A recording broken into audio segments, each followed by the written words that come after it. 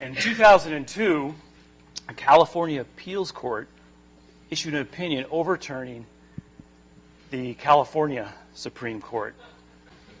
Now, they didn't go against precedent. They actually had the same party in front of them, and they overturned the California Supreme Court. So what's going on? What is going on? All right.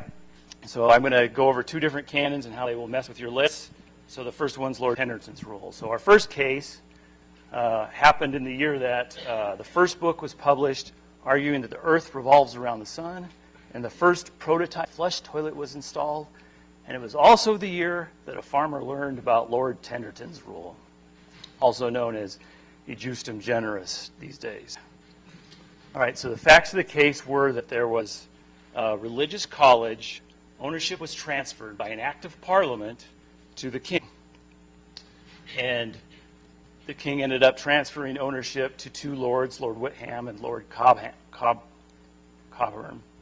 And they had two farmers working the land. Now, under medieval law, you had a duty to tithe to your lord. And a farmer Balser was tithing, and Farmer Green was not. And Farmer Green sued Farmer Balser to make him stop tithing. And the reason why is he had a statute that read that all monasteries, etc., colleges, etc., which hereafter shall happen to be dissolved, renounced, relinquished, forfeited, or by any other means come to the King's Highness, shall no longer have the duty to pay the tithe. So what do you think? It was a college that came to the king, and therefore the tithe was abolished, right? Wrong. When the judge looked at the list, the judge said, well, why would you put the list if the last item on the list basically was redundant with everything else in the list? Why wouldn't you just write, it came to the King's Highness, and leave it at that? So Parliament must have been trying to communicate something more than that it just came to the King's Highness. And Parliament must have been trying to communicate the kinds of transfers that Parliament was thinking of, because a judge is required to give every word in the statute meaning, right? The rule against surplusage. So the judge ruled that, well, all those types of transfers that are listed there are all private transfers. They are not, so they're inferior to an act of Parliament. And therefore, Farmer Balser had to continue paying the tithe, and presumably Farmer Green had to start. So that backfired on him just a little bit. The next case takes place over 400 years later. It was Fisherman Yates, who was the captain of a fishing vessel, and he was out fishing one day when he was boarded by a peace officer. The peace officer went through his catch and found several fish that were illegally too small. So he took them aside, put them in a container, and said to Fisherman Yates, I'll see you back at port. So when the ship got back to port, the peace officer boarded the ship again, went to the container, looked at the fish, and lo and behold, they'd grown. They were bigger now. Well, he smelled something fishy, so he took the crew aside one by one and asked them what happened. One of the crew members admitted that the captain had told him to throw the two small fish overboard and replace them with larger fish. So Yates was arrested and charged under the statute that read, whoever knowingly alters, destroys, mutilates, conceals, covers up, falsifies, or makes a false entry in any record, document, or tangible object with the intent to impede, obstruct, or influence the investigation shall be fined under this title, imprisoned not more than 20 years, or both. So what do you think? He concealed the fish beneath the waves. They were a tangible object, and he did it to at least influence an investigation. He's guilty, right? Everybody agree? He's guilty? What do you think? Raise your hands if you think he's guilty. Nope. It was appealed all the way up to the United States Supreme Court, and the court ruled 5-4 that the words record and document made a class of things used to store information. That defines the catch-all. And so when they said tangible object, they meant something like a hard drive, something that stores information. Now, this was not an ideological decision because Ginsburg wrote the opinion and Sotomayor wrote the dissent. They were really split on how to read this. The dissent was so frustrated they cited a Dr. Seuss book, One Fish, Two Fish, Red Fish, Blue Fish, has authority for the point that fish are tangible objects, but to no avail. All right.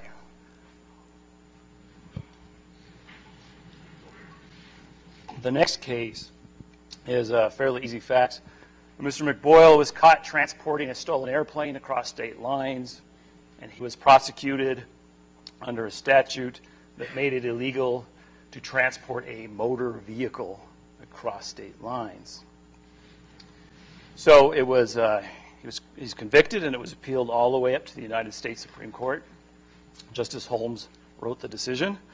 The statute read, "The term motor vehicle shall include an automobile, automobile truck, automobile wagon, motorcycle, or any other self-propelled vehicle not designed for running on rails." So what do you think? An airplane is a self-propelled. It carries stuff, so it's a vehicle, and it does not run on rails. Seems to fit the statute, right? Nope. The Holmes ruled that the statute did not apply to airplanes, that the list, when Congress promulgated the list, automobile, automobile truck, automobile wagon, motorcycle, that created a class of things that means only vehicles that run on land. Makes sense, maybe? Let's see. You might think that's straightforward. Let's see if you continue to think that. Let's talk about an off-road vehicle. What do you think? Does it run on rails? No. Does it run on land? Yes. So it fits the Supreme Court's definition. Is it self-propelled? Yes. Does it carry stuff? Is it a vehicle? Yes. So what do you think? Would that fall under the definition of a motor vehicle? How many feel confident that it would? Okay. Possibly. Let me test you a little farther. I give you a self-propelled lawnmower. Does it run on rails? No. Is it self-propelled? Yes. Does it run on land? Yes. Does it carry stuff? Yes, it carries grass. It's a vehicle. Seems to fit the Supreme Court's definition. Now, what do you think? How many of you think that fits that list better than an airplane? I think this rule is a little squirrely, and I think you ought to be scared of it. Let's do one more hypothetical, just in case it hasn't sunk in yet. Upon entering the jurisdiction, cranberries, cherries, tomatoes, and other fruit must be inspected. All right, so we have a list with a catch-all. Justum seems to apply. So let's see what isn't in there. Well, none of those are citrus, so no oranges or lemons. None of those they all have edible skin, so no pineapples or kiwis. They are red, so no blueberries or blackberries. They are spherical, so no bananas or strawberries. All right, so which one's the right answer? Which is the one that the legislature was intending to communicate? Maybe a court could figure this out, but maybe we shouldn't have to go to court to find out what our statute means. So my first piece of advice is don't shroud the law in a mist. Do away with the list. Don't write automobile, automobile truck, automobile wagon, motorcycle, or any other self-propelled vehicle. If you mean a self-propelled vehicle, just write that. If you mean, as I suspect was intended, a self-propelled vehicle that's designed to operate on the road, write that. Don't write record, document, or tangible object. Until we have a Supreme Court decision, we don't know what that means. So if you mean everything, like the dissent believes the statute meant, you should write something like a virtual or physical or virtual object. And if you mean what the majority thought it meant, an object that stores information, you should probably write that, and people will know what your statute means. My next piece of advice, if the definition is elusive, be inclusive. So sometimes you're going to have, when you come up with your test without a list, you're going to have a gray area, and there's going to be things that the legislators want to make sure fits in the gray area, or fits in the statute, even though it is arguably in a gray area. So when you have that situation, I would argue that you should use the word including, because courts seem to understand what that means. Don't write cranberry, cherries, tomatoes, and other fruit must be inspected. Now, you wouldn't worry about cranberries and cherries. They're clearly fruit, but tomato is arguably not a fruit. Some people think of it as a vegetable. So if you want to make it sure that it's covered by the statute, write fruit, including tomatoes, must be inspected. There's a great quote from a Supreme Court decision in Colorado. They held that the word include is ordinarily a word of extension or enlargement. To hold otherwise here would transmogrify the word include into the word mean. And if you look up Sutherland's statutory construction, the word include is usually a term of enlargement and not of limitation. So courts are much, much more likely to construe a statute the way you intend it to if you use this rather than a list followed by a catch-all. But not always. But not always. The next case is a bankruptcy case. If you know about how bankruptcy works, there's two types of creditors. There's unsecured creditors and there's secured creditors. So by definition in bankruptcy, you can't pay the debts, and therefore the creditors are going to have to settle for less than what they're owed. But if you have a lien or security interest in property that's owned by the person, the debtor, who can't pay their bills, then you get to take that property whole and cover your debt with it, right? So the reality is those folks tend to get most of their debt paid off, whereas the creditors who don't have a security interest tend to get pennies on the dollar. So we have this case where two creditors appeal all the way up to the Seventh Circuit about what is covered by the security interest. And security interest covered, quote, all inventory, including but not limited to agricultural, chemicals, fertilizer, and fertilizer materials. So so it covers all inventory, right? Now the court shied away from that because that was a fairly long list, and the court held it would be bizarre as a commercial matter to claim a lien in everything and then to describe in detail only a smaller part of that whole. If all goods of any kind are being included, why mention only a few? A court required to give reasonable and effective meaning to all terms must shy away from finding that a significant phrase is nothing but surplusage. So when you put redundant items in the test, you now have created surplusage. And you're tempting a court to limit it to just the items on the list rather than the catch-all. And in Roberts v. General Motors, a case that had to do with obviously whether a motor vehicle fell under the Consumer Protection Act, the New Hampshire Supreme Court, quoting a Massachusetts decision, likewise read an including phrase to narrow meaning. Rules of statutory construction lead us to conclude that the phrase including but not limited to, which precedes the specification, limits the applicability of the Consumer Protection Act to those types of acts therein particularized. So, and I want you to notice in both of those cases, it said including but not limited to. Right? It said including but not limited to. You should probably not take as much solace from but not limited to as you hope. Yes? What if the definition of inventory was elusive there? So the purpose was to clarify what was to be included in inventory. Isn't that an example that you just gave in the fruits definition? Yeah, I mean, Yeah, I mean, I think the creditor would have preferred to have all inventory covered. I think that's probably what they intended, but then they want to make sure that all these other things are in there, and so they put a bunch of redundant things in there.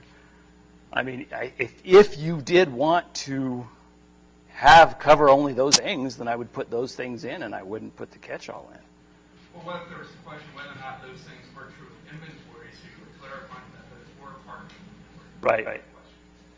Oh, I see what you're saying. Well, I mean, yeah, that's why you would use an including phrase. Yeah, so I don't understand why that's different from the example you gave before about the fruits and Well, we'll get to my next piece of it. The longer the list, the bigger the risk. All right. So there's always a risk. You know, I can't promise you court will rule the way you want it to, but they do see you get including much more likely to get it to the catch-all will cover everything. But when you put a big list in with a bunch of things that are clearly redundant, you're tempting a court to rule that the list narrows the meaning of the catch-all. Is there any more question? Oh, yeah. To that point, isn't that also the distinction that you were just making between writing including only versus including but not limited to? That phrase "but not limited to" seems to be what got the court's attention in these two cases, but not with your tomatoes example. Well, see, but the phrase "not limited to," but not limited to, is intended to say that we're not only going to apply it to everything on the list, right? Right. So that's The courts were reading it as creating like a class of things. right. Because the surplusage is, why would you but not limited to anything else if you meant to just include all inventory? So it seems that saying fruit including tomatoes would be somewhat safer than saying fruit including but not limited to tomatoes. Yeah, I'm not aware of any case law that makes that safer per se. I've stopped using "but not limited to," even though that's what I was taught to use, because I can find it's pretty rare to find including. Pretty rare to find a case where that's used to narrow the meaning to the list. I couldn't even find one in Colorado, so our jurisdiction doesn't even have one. But at least as far as I could find. But when they are of a mind to narrow it, the phrase "but not limited to" doesn't seem to help. It's not too hard to find when they narrow it and they write "but not limited to." It's not too hard to find cases where they go ahead and limit it anyways. Yes. It sounds like what we're talking. So would these be examples of illustrative lists? And Right. would the question be, are illustrative lists of any use? I think they're of negative use, right? I think they make it worse, because now you're inviting the court to speculate about what you really meant, because it's redundant, and we have this rule that says you have to give every word meaning, and you've just put in words that are redundant and therefore really don't have any meaning. So the court's going to struggle to try to give them meaning, and the court so you've invited them to guess what you've intended in your statute. Any more questions? All right. Good. That was good. All right. We're going to move on to another canon of statutory interpretation that will bedevil your lists. It's called the doctrine of the last antecedent.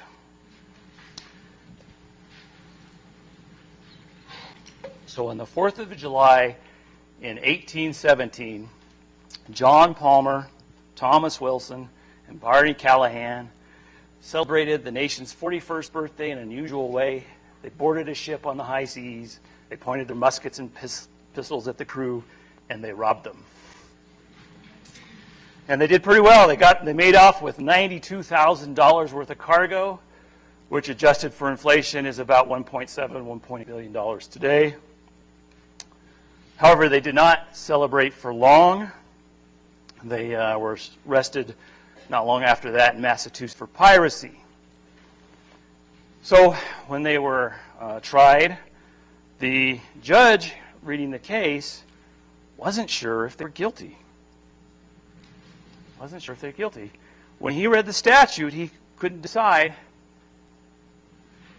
whether they were guilty. The statute read, if any person commit upon the high seas murder or robbery or any other offense which, if committed within the body of a county, would by the laws of the United States be punishable with death, each such offender shall suffer death.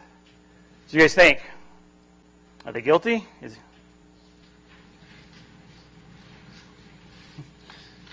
Who thinks they're guilty? Raise your hands. Who thinks they're not guilty? A whole lot of people not sure anymore, right? Because of lists. We're worried about lists now, aren't we? All right, so what's the problem? Does anybody see the problem? The problem is that the question is whether the punishable by death element goes back to any other offense only, or does it go back to murder, robbery, or any other offense? Does it apply to every item on the list, or is it intended only to apply to the last item on the list? Because robbery is, not, as you probably guess, is not normally punishable by death. So, if the punishable by death element goes back to every item on the list, they're not guilty. If it only goes back to any other offense, they are guilty. And the judge was concerned about the right interpretation because 3 lives hung on the answer. So he took it back to his colleagues and asked them what they thought. And interesting, in the decision, there was a little bit of candor there. The decision said that they were so opposed. That is, apparently caused a fairly heated argument among the judges about whether they were guilty and whether the statute applied to what they did. So the judge, and also, in this case, this was before courts of appeals had been established. So when we talk about circuits now, what circuits meant originally was the Supreme Court justices used to ride circuit. And that means that they'd spend part of the year at a district court, and they would kind of try to help the other courts, the lower courts, decide cases. So they would provide some leadership and some advice. And Justice Story happened to be there during this row, and even that didn't matter. They couldn't decide it, and it was quite heated. So the judge gave up. He threw his hands up in the air, and he said, let the Supreme Court decide it. I can't decide it. So he sent it up to the United States Supreme Court. And in the decision, Justice Marshall wrote it. He decided that there's no reason to make a list if you merely mean any offense punishable by death on land is punishable by death on sea. In other words, the list is now surplusage in this case, right? I guess it was the last one too, but what's leading justices to say, well, you should apply you should only apply it to the last item on the list.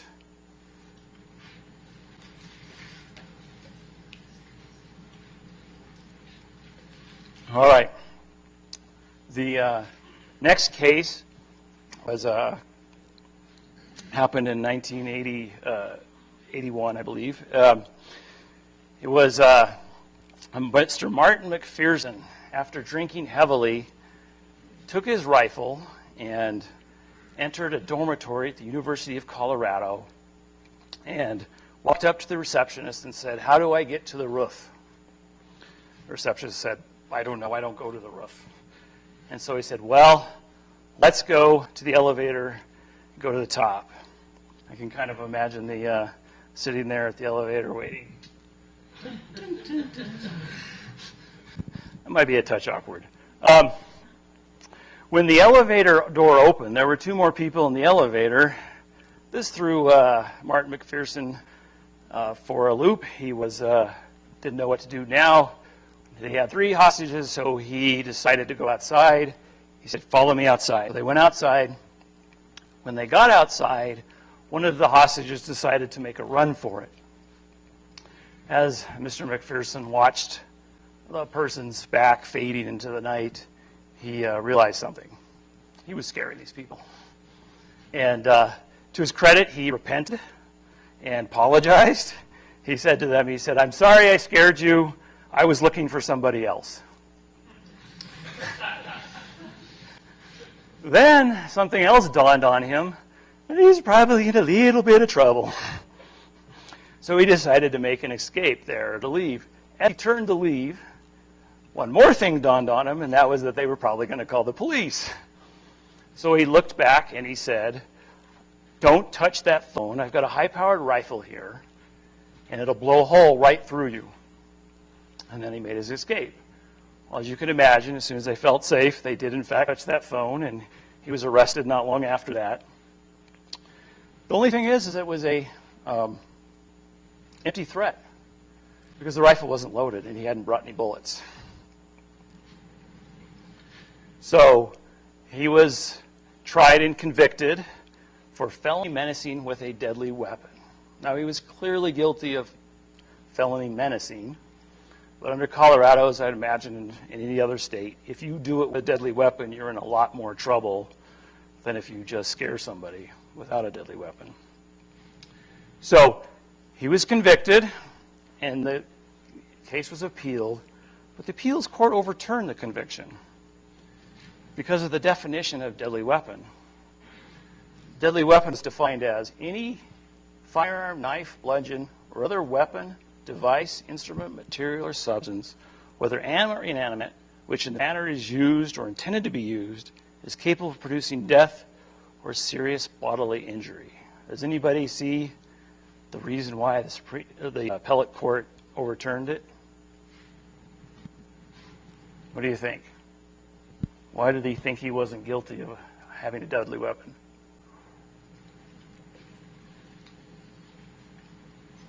No guesses? Yeah, what do you got? Overturned because it's the firearm which in the manner used was not capable of producing death. But it seems like the manner in which it was intended to be used is definitely capable of producing death. Right. Well, it was. Well, how was it used? It was used to threaten. Right. You're right. You're exactly right. It was used to threaten. It was used to threaten. And what was the threat? To blow a hole through you. And an unloaded rifle won't do that. So the court looked at that and said, no, he's not guilty, and they overturned it. But then it was appealed to the Colorado Supreme Court, and they disagreed. They held the phrase which in the manner it is used modifies only the last antecedent of their weapon, device, instrument, material, substance, whether animate or inanimate. Does anybody notice something kind of odd about that holding? Yes? Right. Exactly. There are 8 items on the list, right? It is firearm, knife, bludgeon.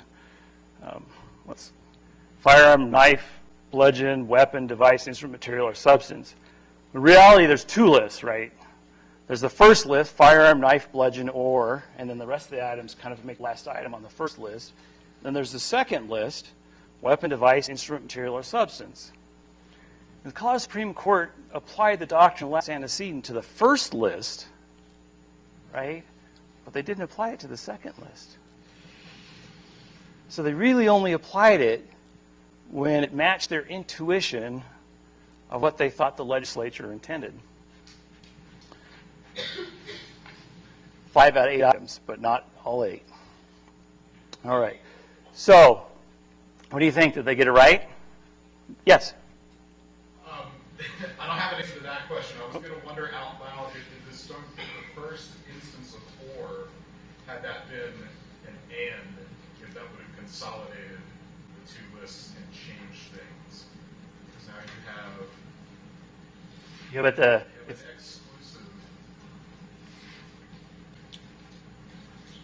I'm just wondering out loud. yeah. I see what you're saying. The or and thing is, I've been looking at that for years and trying to get my mind around it. Technically, under Boolean logic, if you said and, you have to use all of them. But that's not how statutes are typically written, so judges don't usually read them that way. But I don't think the doctrine of last antecedent I'm not aware of any holdings where they say, well, it applies when you use or not when you use and. So what do you think? Were they right? Who thinks they were right? No? Okay. Who thinks they were wrong? Most people don't have an opinion. I maybe scared you a little bit about this, hopefully. They were very much wrong. In fact, they were so wrong that the Colorado legislature, the General Assembly, passed a bill calling out the case. The General Assembly passed a bill that said, the General Assembly hereby finds and declares that the rule of statutory construction expressed in the Colorado Supreme Court decision entitled People v. McPherson, which holds that relative and qualifying words and phrases where no contrary intention appears or construed refers solely to the last antecedent with which they are closely connected, has not been adopted by the General Assembly and does not create any presumption of statutory intent. I mean, the General Assembly decided this thing must be so bad we have to get rid of it if it's leading to these kinds of decisions.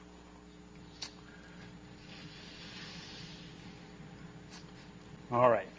My next case is a Renee J. It has to do with she was a mother. She had a couple of kids. Unfortunately, she was addicted to drugs, and because of that, she lost custody of her kids. The court ordered her to go to rehab, which she failed to complete, and so she was never reunited with her kids. Subsequent to that, she had another child and decided that she was going to get off the drugs this time. She was able to get off the drugs, but unfortunately she was arrested for theft and incarcerated, and of course she couldn't take care of her kids while she was incarcerated, so she lost custody once more. When she got out, she applied to get custody back again, and the court looked at the statute that said that you may be reunified with your children after losing custody in a drug case if the court-ordered termination or reunification service for any sibling because the parent failed to reunify the sibling after the sibling had been removed from that parent, or B, the parental rights of a parent over any sibling of the child have been permanently severed. So those seem to apply to her, right? The child's siblings had been lost, and she never got reunified with it. So those seem to apply. But the last element was, and that according to the findings of the court, this parent has not made a reasonable effort to treat the problems that led to the removal of the sibling. Well, now, she did. I would say that if she got off the drugs, then she made a reasonable effort.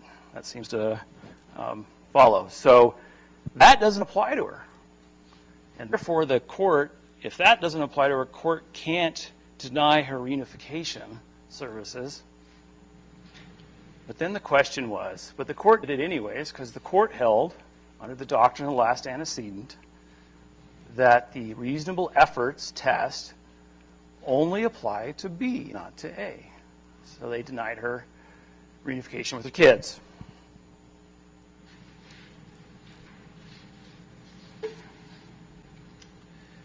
Then she appealed it all the way up to the California Supreme Court. In each case, they held that the statute didn't apply to her. Under A, the judge did not abuse his discretion, and that she was rightfully denied reunification. But after it got to the California Supreme Court and they ruled, and then it was remanded down to the district court, and the district court applied the California Supreme Court precedent. After that was ruled, the California legislature said, no, you dummies, that's not what we meant. And they rewrote the statutes in order to make it clear that the reasonable efforts clause is supposed to apply to both A and B. And then she did something unique. She'd already had her case litigated all the way up to the Supreme Court and decided, but she went ahead and filed for another appeal, and she won. She won. The appeals court held, Renee J. petitions for extraordinary relief from the trial court's order terminating her reunification services with her daughter. She contends the trial court erred in applying the California Supreme Court's interpretation because the California legislature almost immediately overrode that interpretation by amending the statute. In the usual, to say the least, circumstances of this case, we agree. Well, we got two cases where the legislature had to step in and fix the problem caused by the state Supreme Court. So, how are attorneys typically taught, or how I was taught, I'm hoping to change this some, but how are attorneys typically taught we're supposed to deal with this problem? Oops. Oh. We make it. We're taught that to use the comma test, that you put a comma between the modifier and the list. This was explained in 1891 by Jabez Sutherland in his influential treatise on statutory interpretation.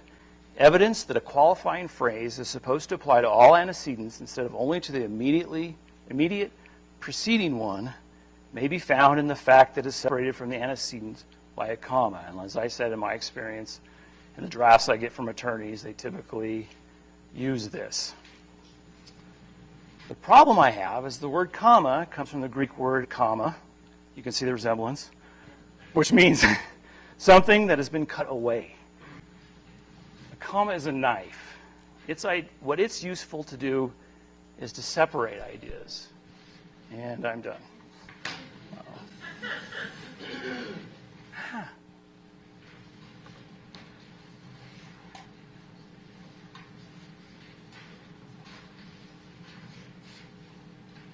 All right, so I'll go for a little bit from memory. Hopefully it comes back up.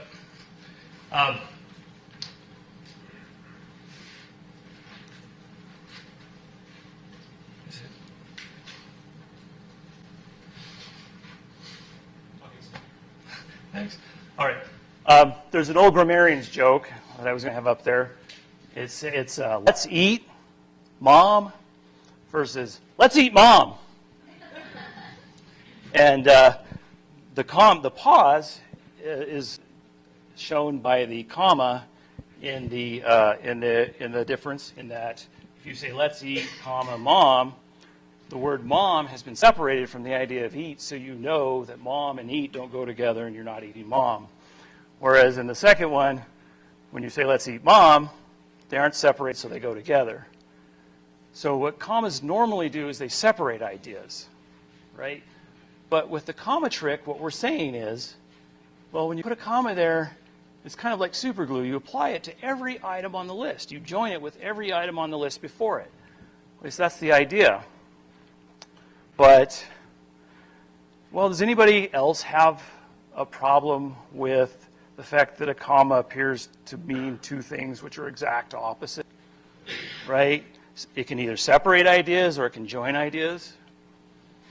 You maybe can understand why the courts might be confused by that. I want to show you the statute. Do you have your hand? Oh, okay. All right, we'll work off the handout here. So my first piece of advice is avoid the drama. Don't rely on the comma. On that one. If you, hopefully there's a thing in front of you, but there's another problem. There's actually three problems with commas. One is that they can mean something an exact opposite thing. Another is that the comma can is that once you start using commas to join elements, right, you start setting everything off by commas. So if you can remember the statute, and if you have it in one of your handouts in front of you, it said in the deadly weapon case, it said the last one was material or substance, and then it said comma, whether animate or inanimate, comma, right? And you needed to put commas before whether animate or inanimate to make sure that it applied to every item on the list. And then it said which in the manner it is used, and it went on to the capable of causing death element. So that raises the question, right, of whether the comma before, which in the manner it used, is there because it's there to set off which in the manner it is used, or would it be there anyways because it was needed to set off whether animate or inanimate?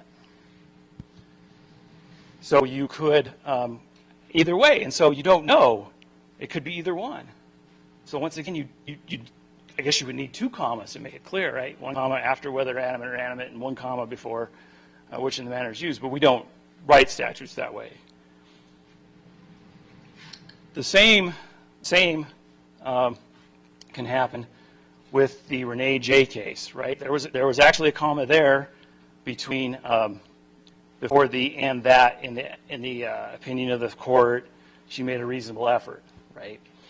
So on that one, if you look at the test before B, you'll see that it says a reasonable effort. You'll see that it says she lost permanent custody of her children. And that is a complete sentence, right? It would be if it was by itself. So what do we call it when it's a complete sentence, or it could be a complete sentence, but it's joined up with other parts of a sentence? That's called an independent clause, right? And then the second, the reasonable efforts test, is that she has not made a reasonable effort to treat the problem. And that is also an independent clause, correct? Now, according to the rules of grammar, when we have two independent clauses that are joined, and we join them with a conjunction, we have to put a comma between the first clause and the conjunction, right? We should all know this. This is basic grammar. What's the problem with that? The problem with that is that the comma would have been there anyways. You're going to have a comma there either way. Therefore, the comma, you don't know whether it's there to guide the court or not. So the commas don't guide the courts. So I'm going to encourage you to not use commas. Avoid the drama. Don't rely on the comma. All right. Now, my first piece of advice is, if it won't be missed, simplify the list. On your handout, lawyers love doublets and triplets. We love sale and transfer, null and void, give, devise, and bequeath. The love is unrequited. All those, I hope you recognize, are redundant and unnecessary to say both those things or all three things. Some of you might want to argue with me about sale and transfer, but if you look at Black's Law Dictionary, transfer embraces every method, direct and indirect, absolute or conditional, voluntary or involuntary, of disposing or parting with property or an interest in property. So it's every way you can stop owning something, right? And one of the ways you can stop owning something is by selling it. It is redundant. So you can imagine a statute that says you shall not sell or transfer to a family member, right? Well, you're inviting court to make a distinction. Well, you can't sell it to anybody, and you can't transfer it by gift or some other way to a family member. But my guess is most of the time when attorneys are writing that, what they really mean, they're worried about family shenanigans, and they're worried about transfers or sales to a family member. So just striking sale gets rid of that ambiguity. And you just write, don't transfer it to a family member. Also, if you look at our statutes, especially the McPherson case, that list was completely unnecessary and redundant. Firearm, knife, bludgeon, right? Those are all what? Weapons.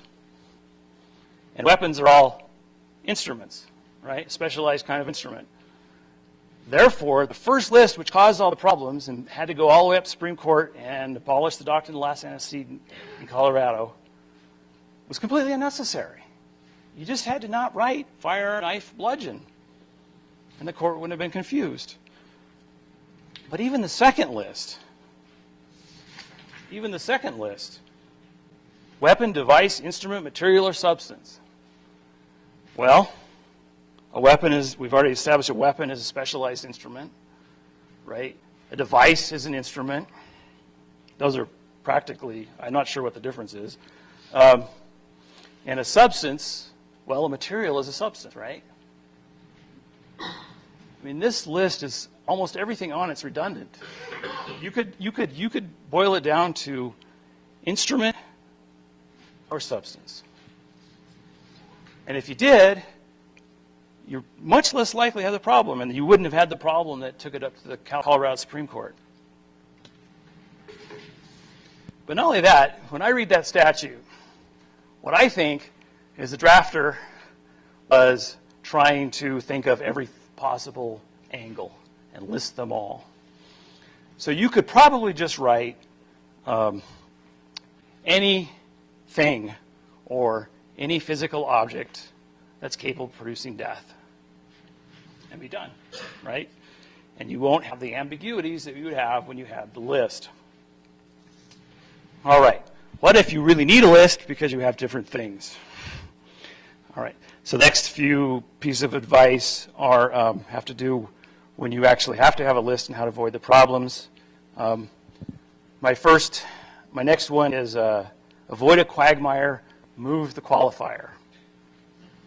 So if you really only want the qualifier to apply to one item on the list, like I think was intended with the piracy statute, then what I would do is instead of putting the qualifier, if the qualifier follows the list, right, if it's a following qualifier, so it modifies what goes before it, then what you do is you put the one thing it's modifying first and then the modifier. So you can imagine your mom says to you, to get dessert, you must eat ham and eggs that are green.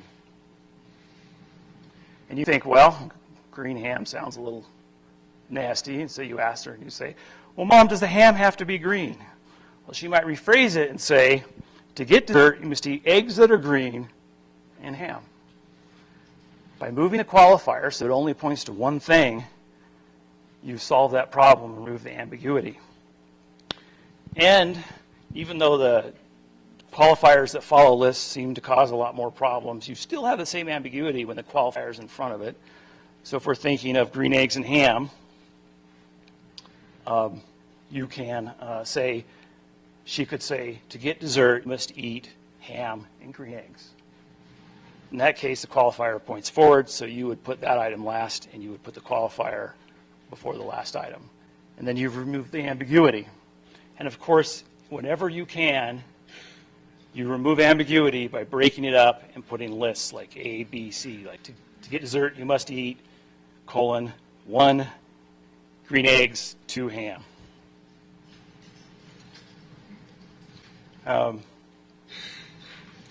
Let's see.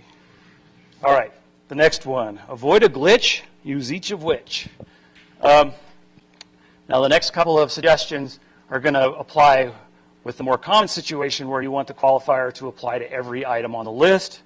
So you can imagine your dad says to get dessert, you must eat eggs and ham that are green. Or whatever. And you say, well, does the ham have to be green? And he says, yes.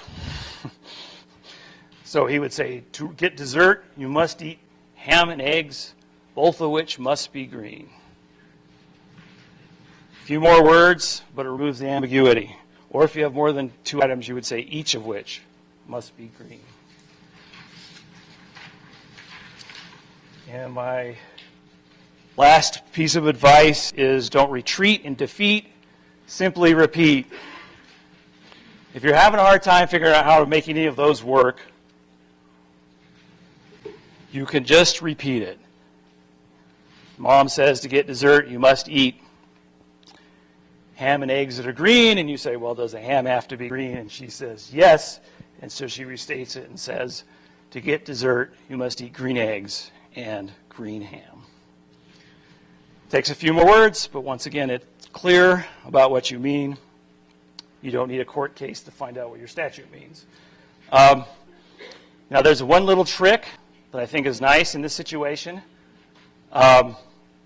If your qualifier is introduced by a preposition, such as to or of or by, you only really have to repeat the preposition to indicate what you intend and to remove the ambiguity. So if you remember our statute, sell or transfer to a family member, of course I think the better solution is to get rid of sale, but you could write, you shall sell to or transfer to a family member. And if you leave the to hanging out, the court knows it has to apply to something, and so it has to apply to the thing after it. And so you don't have to repeat everything if it's introduced by a preposition. And I just want you to remember that as you type your words, that the doctrine of last antecedent and justum genus is waiting as it crouches down, and as its tail flicks and it peers through the grass at your words. All right. And that's all I have. Do you have any questions? Yes? Sort of a question. So, in my experience with dealing with lists, typically the problems I have are not generated from our acting attorneys, but from lobbyists that involved. So, basically, we will start with something that says this means inventory. Then the lobbyists come in and say, our client really wants to make sure that this is covered in inventory. Yeah, And you yeah. explain, well, inventory's broad, it's going to include that. Like, yeah, but we want the word. Yeah. Do you have advice? Because the whole time when I was listening to this, it's like, oh, lobbyists would just be, you know. Do you have advice on dealing with those situations to impart the importance Well, of this? What I do is I write articles for journals, and then I give them to the lobbyists. That's one thing you could do. That's actually part of what... Yeah, sometimes, yeah. Not always. Sometimes you just have to bend a little or counteroffer. I'll counteroffer with the including. Even if I don't think it's necessary, like, well, at least this is better. And I've got... I don't have the justum part of this written. It's going to come out in Scribes Journal Legal. No, it has come out in Scribes Journal Legal Writing. I have published some of this for NCSL, and I should probably get this published in NCSL so you can give them that. It does help. Another thing I've done in the past is, especially I end up working a fair amount with corporate lawyers. So I have to argue with lawyers from Ford and Citibank and stuff like that, and they feel pretty strong about it. So they'll send it, and they'll have the comma there, and what works for me, and it probably won't work for you, is I say, oh, you're doing this because of the doctrine of last antecedent. They'll say, yes. And I'll say, it's been abolished in Colorado. And that throws them off a little bit. They realize they don't really know my jurisdiction that well.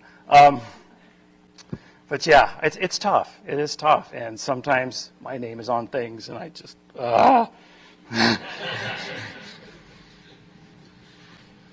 So, any other questions?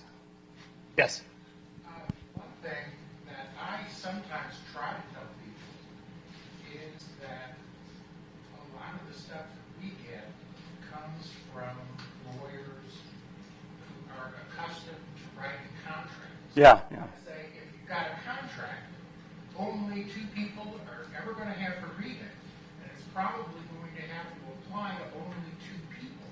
Right. But if you are trying to write something that's going to apply to everybody in the entire state, you can't necessarily look at it the same way. Right, yeah. And that doesn't work that often, but once in a while. Did everybody hear that? Did everybody hear that? Yeah, okay. Just want to make sure. Yeah, that's a good one. Point out that you've got a much broader audience. Just similarly, the other thing about a contract is once it's signed, it's fixed. Yeah. And statutes are always being meddled with. And if you have this list out there, somebody butts with another part of the sentence, and we would lose all context for what that meant originally. Right. And that's a threat that you can hold out there. Yeah. Yeah, you just have to be persuasive. I guess one other thing I've done in the past is I've gotten, heavily lawyered drafts, and and it's a little passive aggressive, I guess, but when I feel like they're really bad and they need to be changed, I will get on Word and I'll use the little comment feature and I will comment on everything. This is wrong because of this. This is, and especially nice when you have something like, yeah, this is not the definition of motor vehicle, or this is not the definition of whatever, so you're using the word wrong, we need to change it. And when they see a list of 50 problems in the draft, I've had attorneys call me up and say, okay, I understand now, we need to sit down and make this language work there. I mean, it takes a lot of work, though, and you may not have time to do it. But if you do, you can do that, too. So. Yes? One other thing about enumerating weapons. In a state that will remain nameless, we have a statute that says in one paragraph, bludgeon, blackjack, slingshot, sand club, sandbag, metal knuckle or other knuckle weapon, throwing star, switchblade knife, or ballistic knife, and then in the next paragraph, dagger, dirt, billy, dangerous knife, razor, stiletto, broken bottle, another piece of glass, stun gun, or case. So you just have to, every time somebody comes along with something new that they can hurt somebody with, Right. put it in. Yeah. Whereas if you put something that's capable of causing serious bodily injury or death, you've kind of got it covered, right? Yeah. Yes? So I'm just wondering, do you sort of have any thoughts in your examples? You sort of noted the conjunctive nature of the list with the and built into the subdivisions, as opposed to indicating it up at the front of the list. Is there sort of any thoughts you have on that? Well, yeah. I mean, and I touched it, but yeah. Anytime you can break something out, and lawyers will send me this big block of text, and then I'll break it out, and they'll say, you just love cascading waterfalls, don't you? Because, but yes, anytime you break it out, that's a big clue to what you intend. Unfortunately, it doesn't always work. I can't remember the case right now, but there's not that long ago, there's a Supreme Court case where the Congress had done a statute that that had listed several kinds of offenses that could get you banned from having guns, if I remember right. I'm probably completely mangling this, but it had them listed out, and the last item had a catch-all, or what appeared to be a catch-all, and Congress went ahead, and a qualifier, and Congress went ahead, or the Supreme Court went ahead and said, we think that might apply to every item on the list. So that doesn't always get you there, but I think it really, really helps, especially when you have a judge that is wanting to try to get the statute right. I mean, it's hard when a judge really wants to come to a certain conclusion. It's hard to force them into that conclusion, which is kind of what you're supposed to try to do, but it's pretty hard to do it all the time. Yeah. Have you looked into the way most codes have statutory construction rules embedded into them, and how that's affected these kind of issues? Like if you don't want courts to do it, the last antecedent in a certain way or comments a certain way, it states and put it into the statutory construction general part of their codes, how that's affected it. It's hard to say, other than occasionally when it's a slam dunk. Like I said, I went over, Colorado has that, where we've abolished the doctrine of last antecedent in our part of our statutes that say you construct how you construct it. And there's been some cases I've read where the court then goes, well, we can't rely on that, so we'll just have to try to parse it some more and look at legislative history. It's hard to know if it would come out different or not, right? Especially with that one, because we didn't say we abolished it, basically, so we didn't. So they might still be minded to apply it only the last item on the list.